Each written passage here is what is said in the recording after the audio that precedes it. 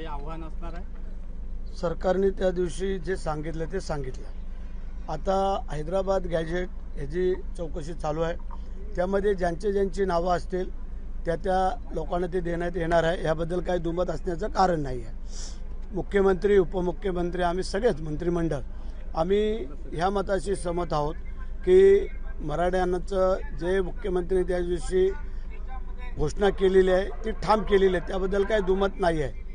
दुसरा मुद्दा आहे ओबीसीला कुठेही टच न करता करायचं आहे, ह्या मताशी पण ते ठाम आहेत। त्याच्यामुळे दोन्ही समाजाला बॅलन्सिंग ठेवून हे करणार आहेत, त्यामुळे कोणी त्याची काळजी करायची नाही असं आम्हाला वाटतंय।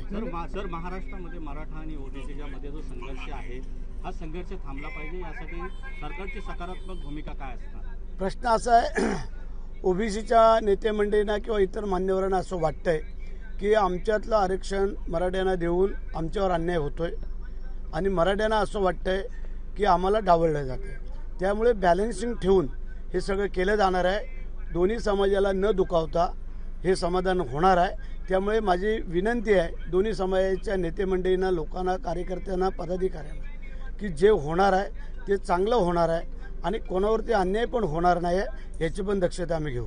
दोघांनाही सर आपल्याला पालकमंत्री पदाची ओढ लागलेली आहे, राष्ट्रवादी असेल किंवा शिंदे शिवसेना असेल, आपण मंत्री देखील झालेला आहात, त्यामुळे सर्वांच्या आशा पल्लवित झालेल्या आहेत। आज आपण एका मंचावर देखील अलिबागला शासकीय कार्यक्रमाच्या निमित्तानं होतात, काय सांगाल? कधीपर्यंत पालकमंत्री पदाचा तिढा सुटेल? कधीपर्यंत लागेल हा तुम्ही मुख्यमंत्र्यांना, उपमुख्यमंत्र्यांना विचारलं तर फार बरं होईल, कारण त्यांचा आदेश येईल तसं होईल आणि त्याचं आम्ही पालन करू।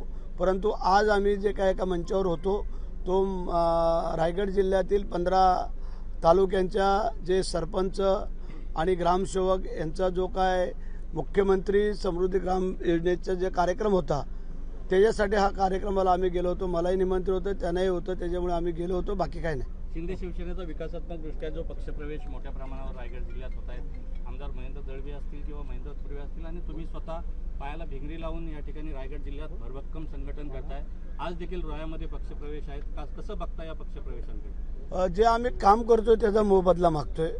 जो काम करल तो पुढे जाईल आणि त्या उक्तीप्रमाणे आमचे तालुका प्रमुख असतील, इतर पदाधिकारी असतील, आमचे आमदार, आम्ही स्वतः हे आम्ही काम करतोय आणि कार्यकर्त्याला ताकद देणं हे आमचं कर्तव्य आहे। ते आमचे अलिबागचे आमदार, तिकडं कर्जतचे आणि आम्ही देतोय आणि त्याच्यामुळे त्याला आकर्षित होऊन हे कार्यकर्ते पक्षप्रवेश करतात।